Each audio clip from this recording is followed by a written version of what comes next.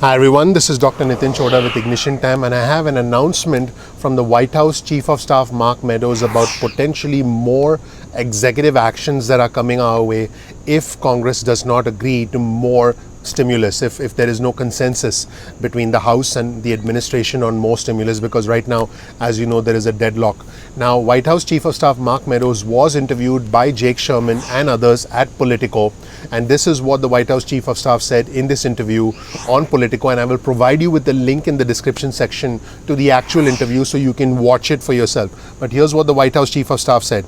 The White House Chief of Staff talked about United, American and Delta that are about to face huge layoffs. In fact, I'll give you a little bit more information about that. But he said that the goal was to keep the employees from not being furloughed or laid off, because we're talking tens of thousands of jobs in the airline industry, and this will have a ripple effect through the rest of the economy. I've already done videos on many routes actually being cut off completely and how this could impact travel to small cities and towns across the country, because these airlines are now losing money and are now not only laying off workers but actually cutting routes and cutting flights to small cities all across the country. He said that it is going to take a CARES package to do it. He's referring to more aid for the airline industry. So he said it is going to take a CARES package to do it, or another executive action to do this. He said if Congress is not willing to work on this, then the president will indeed take another executive action. That's what he announced today. Now, here's what's happening from a political standpoint. When airlines shut down or they furlough workers, we're talking tens of thousands of jobs lost, and the airline lobby is a strong lobby in Washington. This in turn puts more pressure not only on the president, not only on the Republicans, but also on the Democrats to try and come together to do a deal. And by the way, hopefully they're not going to do a deal just for the airlines and forget about the rest of us. So this from a global standpoint, from a political standpoint, is going to result in overall more pressure to do a deal that includes stimulus, that includes unemployment benefits, and that includes aid for the airlines. And as you can imagine, as the Democrats pressure the administration, there could be aid to state and local governments and aid for education and all the other things that the Democrats want. So basically, what White House Chief of Staff Mark Meadows said is, if you have airline workers in your district, call the speaker and let them know that it's a priority so that we can maintain the V-shaped recovery. Now, there was an article in the Wall Street Journal yesterday. I'll provide you with the link to that article in the description section below, that said that American Airlines is about to cut 19,000 jobs. That's 19,000 jobs by the first week of October, in about 5 weeks when the federal stimulus ends, because airlines have received a bailout from the American taxpayer through an act of Congress, and this was all part of all the fiscal stimulus measures that happened with the CARES Act. So airlines are going to shrink their workforce by as much as 30% because no one's traveling. I mean, there are stats that show a significant reduction in air travel. I haven't traveled. I travel quite a bit, and I haven't traveled at all, and I have no intention of traveling for the foreseeable future, and I'm sure I'm not the only one. American Airlines said that they would shed 19,000 workers in the first week of October, and this is going to be the first big wave of tens of thousands of pilots, flight attendants, mechanics and other airline employees who are about to lose their jobs when protections tied to the airline industry end in the fall. And this is initially they said they would cut 25,000 jobs, but basically they're going to cut 19,000, and what's going to happen is this will make the carrier American Airlines about 30% smaller than where they were. And US Airlines have warned employees that more than 75,000 jobs could be cut this fall. Delta Airlines also announced that it would furlough about 2,000 pilots, and United Airlines sent notices to 36,000 workers whose jobs could be at risk, although it hasn't yet decided how many jobs are going to be cut. So again, all of this is going to create more pressure on the administration and on Congress to reach a deal, which should then end up including a stimulus deal as well as unemployment benefit extensions. In fact, unemployment benefit extensions at the top of the list as far as White House Chief of Staff Mark Meadows is concerned. So in fact, like I said, he spoke with Politico, and looking at his comments in a little bit more detail, he said, and I quote, he said, I think everybody, every time they hear that we're going to do executive actions, they don't believe me.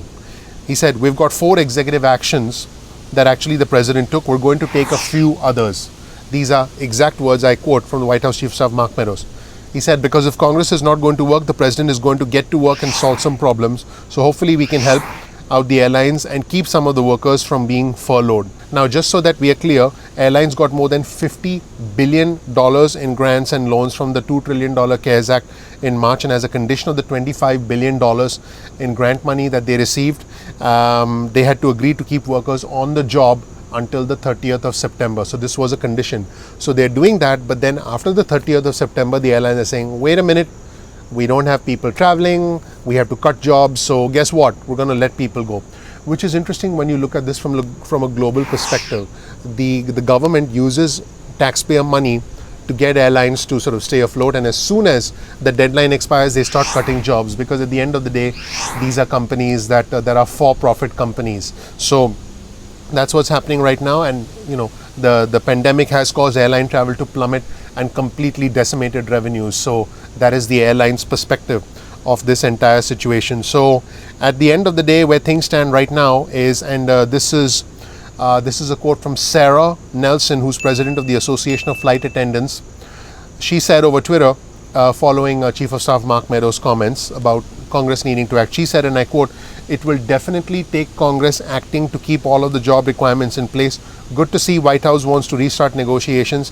Aviation workers are making this real and urgent for the American people, but EOs won't keep the clean extension of the Workers First PSP. Relief now, Congress." So in other words, what Sarah is saying is that yes, it's good that the White House is trying to take some initiative, but the president's executive orders are going to provide limited relief. At the end of the day, this is going to require an act of Congress. That's where things stand right now. And this, just keep in mind, the lobby of the airlines is a strong lobby amongst many other lobbies in Washington. There are many lobbies. This is going to put pressure definitively, 100%. This is going to put pressure on both sides to make a deal, which is why this is such a strong area of focus. In fact, it was the entire area of focus in this video. So when you ask yourself, when am I going to get my stimulus check? When am I going to get unemployment benefits? It's all tied into the macro picture, and this is a part of the macro picture. Thank you so much for watching. My name is Dr. Nitin Chhoda with Ignition Time. I really appreciate you watching. If you don't know anything about me, check out my video on our channel. I live the American dream. I have the honor, the privilege of living the American dream, and I want to help you live your American dream when this craziness is over. If you want to get alerts from us, get your cell phone out, send a text message with the word ignition or with the word time to 70,000. That's 70000. And we'll make sure that you get added to our SMS list. You can also get emails from us, and you can opt out of the emails at any time. We release videos at 2 p.m. East Coast time most days of the week. Please click like, please click subscribe, please enable notifications, and let us know, and let us know in the comment section below what you thought of this video. I want to know what you think about this whole conversation about airlines being sort of looped into the conversation, if you will, or I should say taking, in some ways, assuming more importance. And I hate to say this, but in some ways this assumes more importance from a political standpoint, from a Capitol Hill standpoint. And again, this is not my personal feeling. I'm telling you what's actually happening when you look at the macro picture. Mark Meadows specifically talked about airlines, and even though I personally believe the first topic of conversation should always be stimulus talks and federal unemployment benefits for both sides, the administration as well as the Democrats. So let me know what you think in the comments section below. I want to know what you think, what my community thinks. Our community has been growing very, very, very rapidly, and I really appreciate you. Thank you so much for watching. I'll see you in the next video of Ignition Time. Thanks. Bye.